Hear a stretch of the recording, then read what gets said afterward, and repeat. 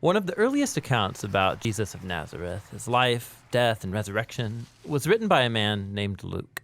We know it as the Gospel of Luke, but Luke continued the story in a second volume. Called the Book of Acts, and it's all about what Jesus continued to do after his resurrection. Acts begins with the disciples who are hanging out with Jesus, who's just come back to life, which is mind-blowing to imagine. And then for weeks, the risen Jesus kept teaching them about his upside-down kingdom, the new creation that he launched through his death and resurrection. This is exciting stuff, and the disciples are ready to go tell the world. But then Jesus tells them to wait and to stay in Jerusalem until they receive a new kind of power so they can be faithful witnesses to Jesus and his kingdom. Then he says that their mission is going to begin in Jerusalem, then move out to Judea and Samaria, and then from there out into the nations. It's like a roadmap for the whole book of Acts. Then the disciples saw Jesus enthroned as King of all creation. So the disciples wait, wondering when this power is going to come. And then comes the time of Pentecost. So this is an ancient Israelite festival. It's during the early summer,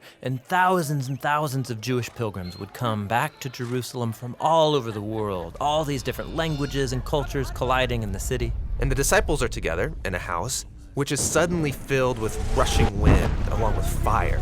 Fire splinters off into tongues of fire hovering over people's heads.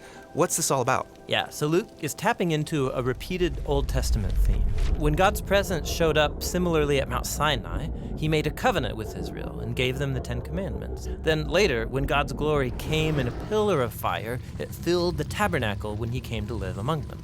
That was just one pillar of fire, not many. Exactly. Luke's making an important point here. This is God's personal temple presence, God's spirit that was foretold by Israel's prophets. And now it's come to take up residence in the new temple of Jesus' body, that is, his people. They've become little mobile temples where God now dwells. And they start to tell stories about Jesus, but they're speaking in languages that they didn't know before, yet all the visitors can understand them.